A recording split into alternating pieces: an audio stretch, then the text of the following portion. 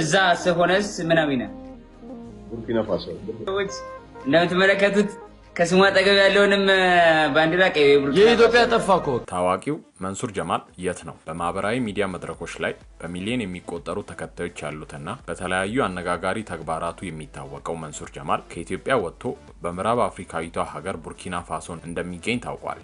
መንሱር ጀማል ከሀገር ከወጣ 2 ወራት ያስቆጠረ ሲሆን የቆይታ ቦታው መታወቅ በማህበራዊ ሚዲያ ላይ ከፍተኛ መነጋገሪያ ሆኗል። በድንገት ከሀገር መውጣቱን ተከትሎ የተለያዩ መላምቶች እየተሰነዘሩ ይገኛሉ። አንዳንዶች ለስራ ጉዳይ ነው ሲሉ፣ ሌሎች ደግሞ እየሸሸ ነው የሚሉ ወሬዎችን እያናፈሱ ይገኛሉ። በተለይም በቲክቶክ እና በፌስቡክ መድረኮች ላይ ተከታዮቹ የት መሄዱን እና ለምን መሄዱን በተመለከተ እርስ በርስ እየተከራከሩም ይገኛሉ። መንሱር በአሁን ሰዓት ቡርኪና ፋሶ እንደሚገኝ የተረጋገጠ ሲሆን ይህች ሀገር ደግሞ አብዛኛውን ጊዜ ለኢትዮጵያውያን የንግድ ሆነ የቱሪዝም መዳረሻ ተደርጋ የማትታወቅ በመሆኗ የጉዞ ዓላማ ይበልጥ አጠራጣሪና አነጋጋሪ እንዲሆን አድርጎታል። እኛም በዚህ ጉዳይ ላይ ሰፋ ያለ ማጣራት አድርገን መረጃዎችን አሰናድተናል። መንሱር ከሀገር የወጣበትን እውነተኛ ምክንያት እንዲሁም ትክክለኛ የገንዘብ ምንጩን የምንነግራችሁ ይሆናል። እስከ መጨረሻው በመቆየት በርካታ መረጃዎችን ያድምጡ። ለቻናሉ እንግዳ ከሆኑ ሰብስክራይብ በማድረግ ቤተሰብ ይሁኑ።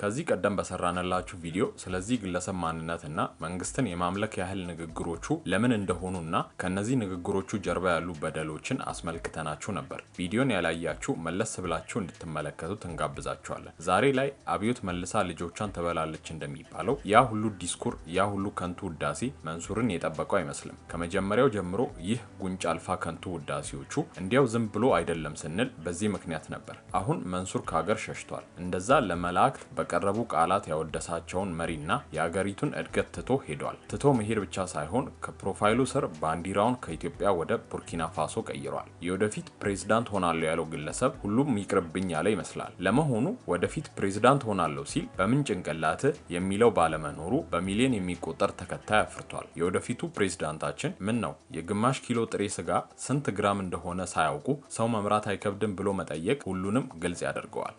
30 እስከ 50 ግራም ከዛ በላይ አልበላም። ያ ማለት 30 ግራም ግን ምን እንደሚያክል ታውቃለህ? ትንሽ ነው። እቺ ልቆ አታክም እቺ። አይ አይደለም፣ አትሳሳት። 50 ግራም እኮ ማለት 50 ግራም እኮ ማለት ግማሽ ኪሎ ነው። 100 ግራም እኮ 1 ኪሎ ነው።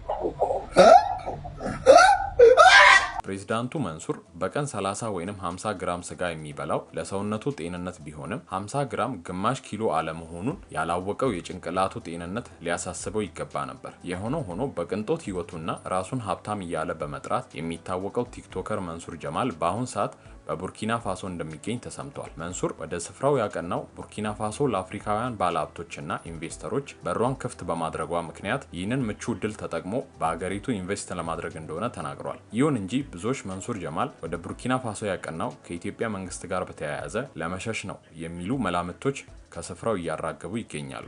ነገሩን ይበልጥ ያጋነነውና አነጋጋሪ ያደረገው ደግሞ መንሱር በቅርቡ በቲክቶክ ፕሮፋይሉ ላይ የነበረውን ባንዲራ በማጥፋት በምትኩ የቡርኪና ፋሶን ባንዲራ መቀየሩ ነው። እዛ ሰሆነስ ምናዊና ቡርኪና ፋሶ እንደምትመለከቱት ከስሙ አጠገብ ያለውንም ባንዲራ ቀይ የኢትዮጵያ ጠፋኮ ይህ ተግባሩ ለመሸሽ ነው ሄደው የሚለውን ወሬ ያጠናከረበት ሲሆን ጉዳዩ የብዙዎችን ትኩረት ስቧል። ባንዲራ እስከ መቀየር ያደረሰው ምክንያት ምን ይሁን? በቡርኪና ፋሶ ኢንቨስትመንት ወይስ ሌላ ጉዳይ? ይህ ነገር ብዙዎችን እያነጋገረ ነው። ለመሸሹም ይህ ተግባሩ ፍንጭ ይሰጣል። መንሱር ምን አጥፍቶ ነው ብሎ ለሚከራከር መልሱ ይኸው። በመንሱር ምክንያት በመቶ ሚሊዮኖች የተጭበረበሩ ግለሰቦች አሉ። መንሱር ጀማል ከነሰራዊት ፍቅሬ፣ ይገረም ደጀኔ፣ ሰለሞን ቦጋለ ጋር ሆኖ ፊንቴክ ኢንቨስትመንት በሚል ማፊያ ዳንኤል ዮሐንስ ይህን ድሃ ህዝብ እንዲዘረፍ ከማድረጉ በተጨማሪ በሚሊዮን የሚቆጠር ገንዘብ መንሱር ሀብታም በሆነበት መንገድ እሆናለሁ ብለው የተበሉ በሺዎች የሚቆጠሩ ሰዎች አሉ። ፊያስ የሚባሉ አጭበርባሪዎች መንሱር ጀማል በወጣቱ ዘንድ የፈጠረውን ጉጉትና እምነት ተጠቅመው ነበር ወዲያውኑ የኢትዮጵያን ቢትኮይን ይዘን መጥተናል፣ ግዙ፣ በአጭር ቀናት ውስጥ ሚሊዮነር ትሆናላችሁ እያሉ ዘርፈው የጠፉት። ትንሽ ቆይቶ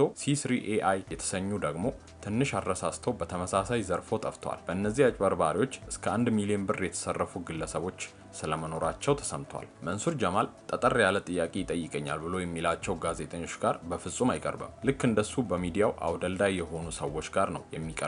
ጥያቄ ቀድሞ ተቀብሎ ነው። ሊጠየቅ የማይፈልጋቸውን አይጠይቅም። በተለይም የሀብቴ ምንጭ ነው ብሎ የሚጎርርበት ቢትኮይንን። የኢትዮጵያ ሕግ ከኢትዮጵያ ውስጥ ሆነ በዲጂታል መንገድ ገንዘብ ወደ ውጭ ሀገር ማስወጣት አይቻልም ነበር። አድርገህ ከተገኘህ ደግሞ ገንዘብን በህገወጥ መንገድ ከሀገር በማሸሽ ወንጀል ያስጠይቃል። ከህግ በላይ ሆነ ነው ህጉ ላንተ ብቻ ይፈቀደልህ ብሎ የጠየቀው የለም። በህጉ አደገኛ ወንጀል ሆኖ ሳለ እስከ ቅርብ ጊዜ ድረስ ቢትኮይን ልግዛ እንኳን ቢሉ የኢትዮጵያ የፋይናንስ ተቋም ለውጭ ሀገር ተቋማት ስለማይከፍሉ ምንም ነገር መግዛት አይቻልም። ኢትዮጵያ ውስጥ የሚሰራ ክሬዲት ካርድ የሚባለው አብዛኛው ሿሿ ቢሆንም ካርዱ ካላችሁ እንኳን ገንዘብ የሚሞላበት ከውጭ ነው። መንሱር ጀማል በየትኛው አስማቱ ነው ኢትዮጵያ ውስጥ ሆኖ ቢትኮይን መግዛት የቻለው? ሌላው ቢትኮይን የሆነ እቃ ገዝተ ማስቀመጥ ማለት ነው። በየጊዜው ጥቂት ይጨምራል ወይንም ይቀንሳል። ከዚህ የዘለለ ጥቂት ቢትኮይን ገዝተ በአንድ ጀንበር ሀብታም ትሆናለህ ማለት አይደለም። አብዛኛው አጭበርባሪ በሆነበት ሁኔታ የመንሱር ጀማል የትምህርት ደረጃ ስራውን ለማስተዳደር እንኳን በፍጹም በቂ አይደለም።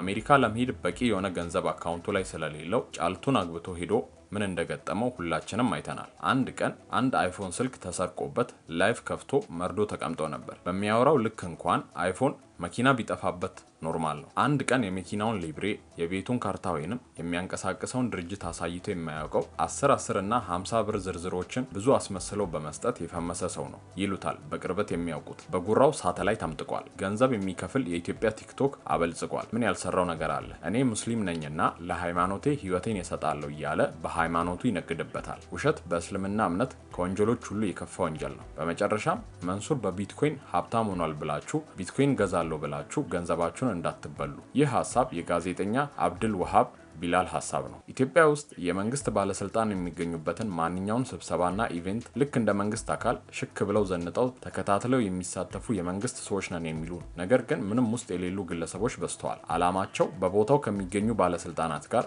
ፎቶ በመነሳት ከመንግስት ጋር ግንኙነት እንዳላቸው ለህዝቡ ማሳየት ነው። ይህ ደግሞ ለሚሰሩት ወንጀልና ማጭበርበር መደበቂያ ዋሻቸው ነው። እነዚህ ሰዎች መንግስትን የሚደግፉ መስለው ጠቅላይ ሚኒስትሩን ወይንም ክብርት ከንቲባዋን ብቻ በመነጠል ለሰው ልጅ የማይቀርም ሙገሳና ከንቱ ውዳሴ ሲደረድሩ በመዋል ሚኒስተር ኤገሌ በግል ያናገረኛል፣ የእንትና ሚኒስተር ጓደኛዬ ነው በማለት መንግስት ላይ ተጣብቀው የግል ፍላጎታቸውን የሚያካሂዱ ብዙዎችን እያየን ነው። ከነዚህ መሃል ደግሞ መንሱር ጀማል አንዱ ሲሆን ወንጀሉን ለመሸሸግ እንዴት ባሉ ቃላት መንግስትን እንደሚያንቆለጳጵስ ተመልክተናል። ነፍሴን ካልሰጠው ለሚለው መንሱር ከነፍስ በላይ የሚሰጥ ነገር እንደሌለ የሚነግረው ዳና መካሪ እንኳን የለው። እቺ ነፍሴን ሰጠሃለውና እንዲሁም ከእድሜ ተቀንሶ ይሰጥልኝ አይነት ከንቱ ውዳሴዎች ምንን ለመሸሸግና ለመደበቅ እንደሚጠቀሟት የበረከት ገበሬዋን ማጭበርበር መመልከት በቂ ምሳሌ ነው። በነዛ ቃላት ያወደሱት መንግስት እንኳን ይህን አታላይነታቸውን በግልጽ አውጥቶባቸዋል። እኛ እስከምናውቀው ጠቅላዩ የማንንም ነፍስ አይፈልጉም፣ የማንንም ኩላሊት ሆነ ልብ አይፈልጉም። መሪን ማክበርና መንግስትን መደገፍ ልክና ስርዓት አለው። ከዚህ ባለፈ ግን መስመር የዘለለ ማሽቃበጥ በመጀመሪያ ደረጃ ራሳቸውን መሪዎቹን ምቾት ይነሳቸዋል።